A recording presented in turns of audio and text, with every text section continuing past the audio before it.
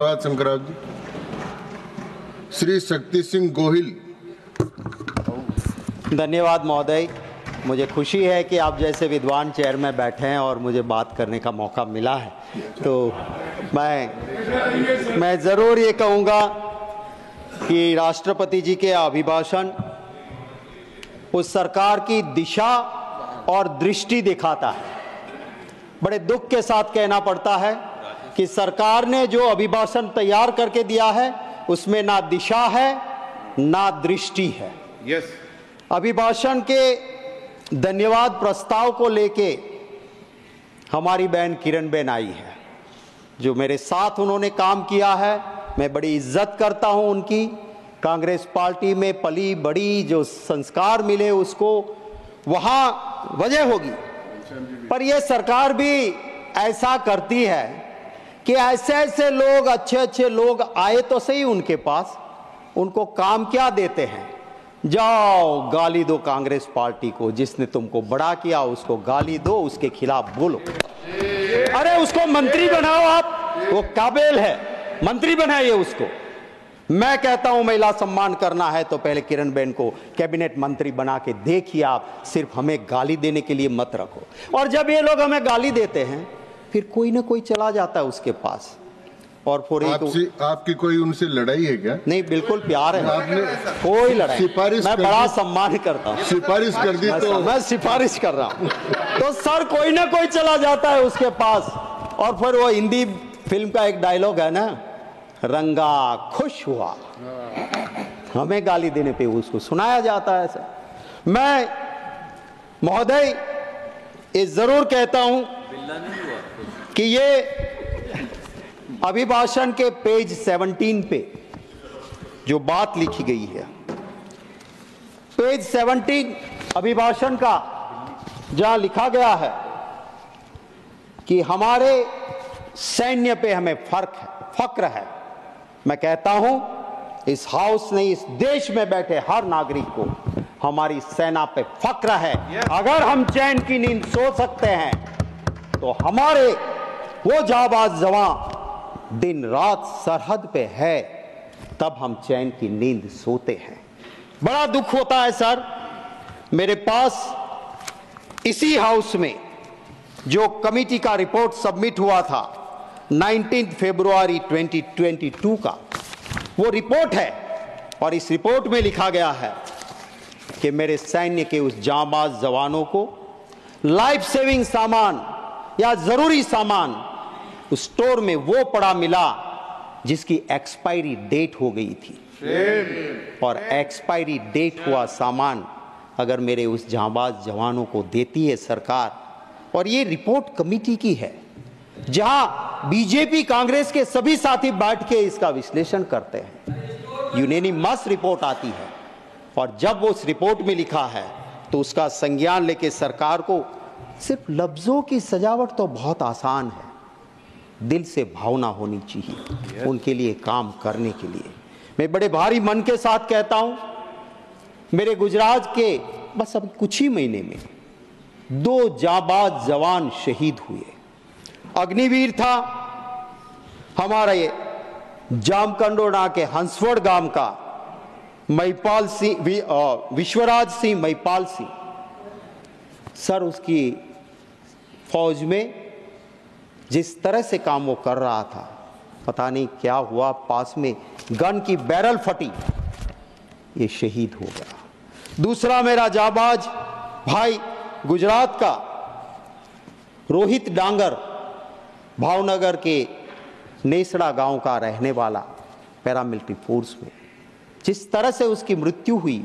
मैं गया था, परिवार एकदम गरीब, अब उनकी चीजें, उनका पोस्टमार्टम रिपोर्ट, उसके लिए उनको दर दर की ठोकरें खानी पड़ी। हमें शर्म आनी चाहिए। उनको जो हक मिलना चाहिए, क्यों हम विरोध करते हैं अग्निवीर का? क्योंकि जो शहीद हुआ उसे ना शहीदी का दर्जा मिलेगा, ना वो परिवार कहा जाएगा कि बेटा शहीद हुआ, क्योंकि वो अग्निवीर था। ये शर्म की बात है। एक सिपाही का काम, हमारी रक्षा का काम करने वाले को हम ठीक से नहीं रख पाए। सर मैं हिंदू हूं, मैं मेरे कुल देवता की पूजा करता हूं, मेरी देवी मां की आराधना करता हूं, मोक्ष की प्राप्ति के लिए करता हूं। मैं मतों की राजनीति के लिए मेरे देवी देवता का उपयोग नहीं करता। मैं हिंदू हूं, मुझे फक्र है कि मेरे मजहब में ऐसे धर्म गुरु हुआ करते थे कि राजा सत्ता पे बैठने वाले उस राजा को भी पीठ पे वो पहले दंड मारते थे कि राज सत्ता पे बैठने से पहले याद रखना कि तुम्हारे ऊपर भी धर्म सत्ता है। दुख है इस बात का, आज भी कुछ ऐसे संत हैं जिसको देखते उसके चरणों में मस्तक झुक जाती है, पर सिर्फ भगवा पहन लेने से कोई साधु संत नहीं बन सकता है। वो रावण था, ऋषि का रूप लेके सीता मैया का हरण करने गया था। उसी तरह सत्ता के हरण के लिए अगर कोई संत का, ऋषि का रूप लेता है, मुझे दर्द होता है। वो मेरे मजहब को बदनाम करता है, मेरे धर्म को बदनाम करता है। ऐसे को साधु संत कहलाने का कोई अधिकार नहीं है। सर, दर्द होता है महोदय, दर्द होता है कि जब धर्म की बात को एक पॉलिटिकल इवेंट बनाया जाता है। मेरा हिंदू धर्म वो है, वो एक गरीब के लिए भी कहता है कि मन चंगा कथरोट में गंगा। जाने की जरूरत नहीं, तू गरीब है भाई, तेरा मन साफ है तो तेरी कथरोट में भी मां गंगा है। और जब मां गंगा के पास शास्त्र कहते हैं कोई गलत आदमी जाके स्नान करता है तो मां का प्रकोप भी उठता है और निर्दोष लोगों को जान भी जाती है। मैं सरकार से महोदय आपके जरिए विनती करता हूं, बता दीजिए नाम उनके, कौन कौन वहां पे गए थे, किसकी मृत्यु हुई है। मैं पूरी कांग्रेस का पार्टी की ओर से श्रद्धा सुमन समर्पित करते हुए मांग करता हूं कि पूरी लिस्ट जारी की जाए। दुख हुआ उस वक्त जब मेरे बनासकांठा का एक गरीब परिवार का मालधारी का बेटा कहीं से पता नहीं लग रहा था, वो गंगा स्नान के लिए कुंभ में गया था। परिवार रो रहा था, कह रहा था उस नंबर तो लगता नहीं यूपी ने जो जारी किया है। मैंने मेरे ट्विटर हैंडल से यूपी सरकार को टैग करते हुए ट्वीट किया कि इसकी कहीं से आप छानबीन करो और बताइए। दुख है, मेरा तो ऑफिशियल ट्विटर हैंडल है, सर्च करने पे मेरा नंबर भी मिल जाता है।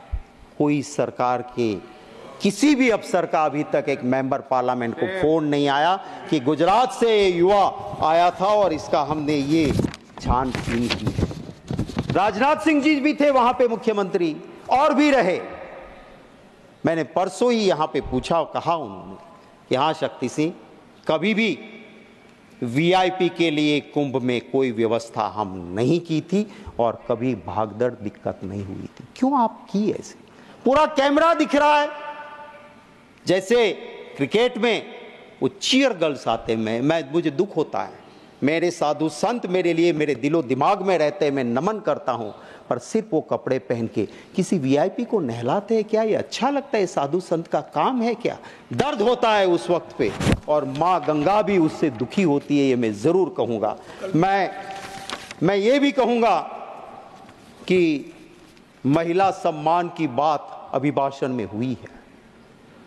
अभी अभी ह्यूमन राइट कमीशन ने एक संज्ञान लिया। गुजरात के उस अमरेली में एक बेटी, पाटीदार की बेटी, उसका सरघस निकाला गया, पट्टे से उनको मारा गया। गलती क्या थी उसकी? एक जगह पे छोटे से पगार में वो टाइप का काम करती थी। भाजपा के दो बड़े नेता की लड़ाई में एक खत टाइप किया, वो खत क्यों टाइप किया करके उसका गुनाह हो गया और उसको वहां से मारा गया। और उसी भाजपा का एक गुट का एक नेता जो एमपी भी रह चुके हैं, वो कल कहता है कि मैं नार्को एनालिसिस टेस्ट के लिए तैयार हूं, अगर दूसरे भाजपा वाले ग्रुप के सामने है वो भी नार्को एनालिसिस टेस्ट करवा ले।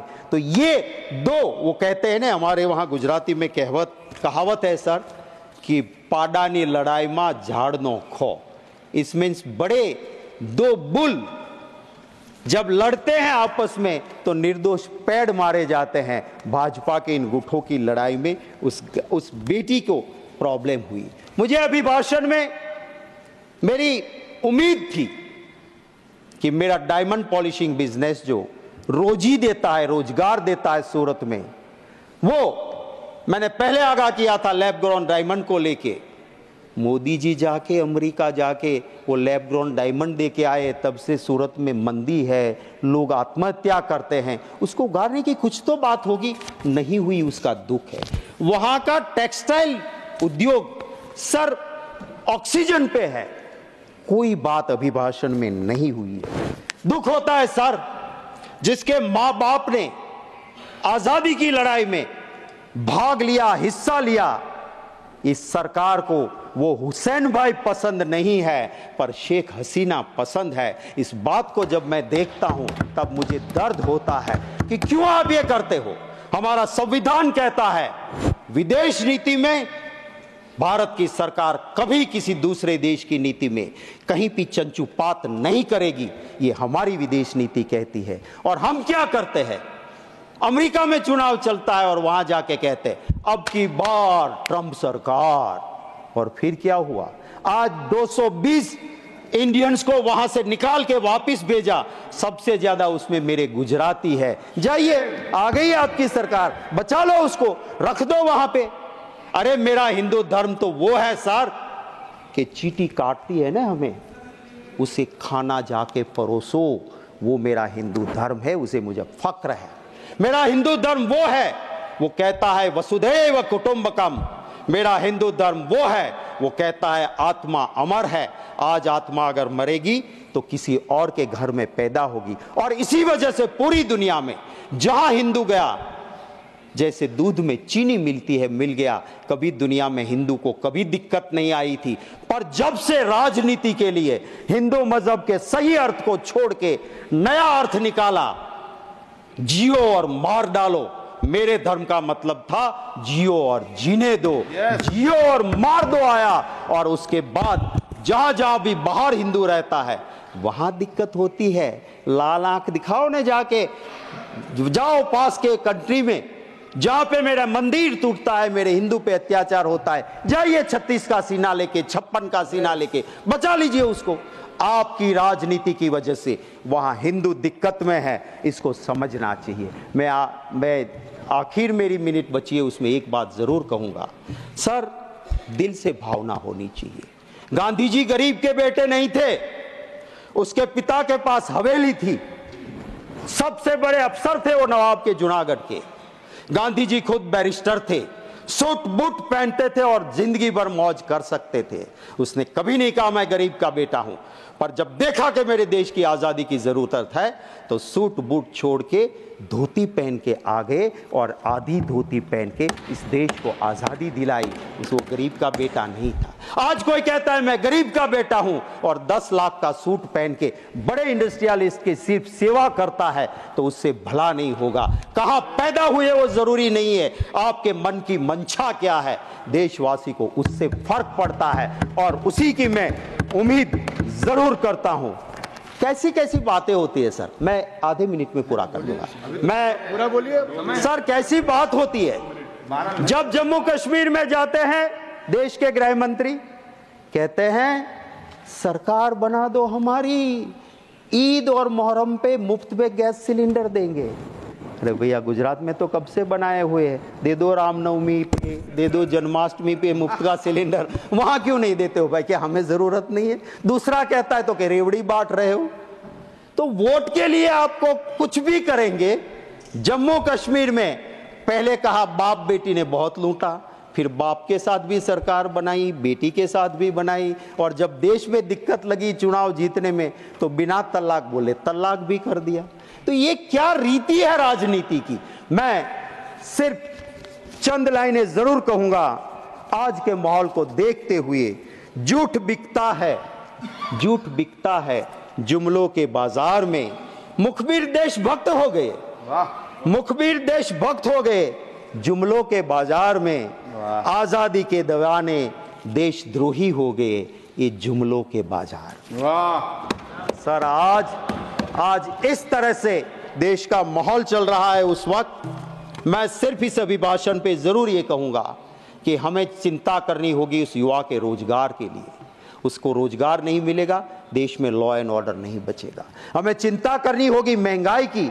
उस गरीब के पेट में अगर अन्न नहीं जाएगा, इस देश के लिए बड़े बड़े लोगों की बात हम उद्योगपति के विरोधी नहीं है, पर अगर मेरा ही सवाल था 24 दिसंबर को, और जब अहमदाबाद एयरपोर्ट सरकार के पास था, सर कोई भी इंटरनेशनल या डोमेस्टिक पे जाता था, सालों से 85 रुपया पैसेंजर यूजर्स चार्ज लगता था, सिर्फ 85 रुपीज। 2 साल में आखिर अदानी के पास आने के बाद इंटरनेशनल में 855 रुपये हो गए, 85 to 855, और डोमेस्टिक में 85 रुपये से लेके 580 रुपीज। आप अगर अहमदाबाद से एयरपोर्ट में बैठोगे, डोमेस्टिक में जा रहे हो, क्या स्वर्ग खड़ा कर दिया कि जो 85 रुपया था उसका 580, और इंटरनेशनल में 85 रुपया था उसका 850 रुपये कर दिए आपने। ये जब प्रजा को लूटते हैं आपके दोस्त, तो हम बोलते हैं, हमारे नेता बोलते हैं। यहां से कोई कह रहा था जब बोलते बोलते कि आपके नेता को बता देना लोकसभा में। हम, अरे भैया, हमारे वहां तो छोटा कार्यकर्ता भी हाथ पकड़ के राहुल गांधी को कह सकते हैं, आप में से कोई भी बता दे, सच बोले और बता दे आपके नेता को, हरेन पंड्या का जो हाल हुआ था वो हाल आपका नहीं होगा, तो मैं राजनीति छोड़ दूंगा। सच सुनने की तैयारी वहां नहीं है। यहां तो इंटरनल डेमोक्रेसी है साहब, खुल के बोलते हैं, अपनी बात हम रख सकते हैं। इसी तरह से हम यहाँ के राष्ट्रपति जी के अभिभाषण के मुद्दों पे मैं सिर्फ यही कहूँगा कि जनता की बात करें, उसको परिपूर्ण करें। संक्षेप कर जी, मैं कंक्लूड कर दूं सर, स्मार्ट सिटी की बहुत बातें हुई थी, आज के अभिभाषण में वो गुम है। गरीबों के आवास के आंकड़े और सच्चाई काफ़ी दूर है। मैं दिल से धन्यवाद करता हूँ आपका महोदय, और मेरी बात को यहीं पे ख़त्म करता हूँ। Thank you very much. धन्यवाद शक्ति सिंह जी। श्री ए रहीम।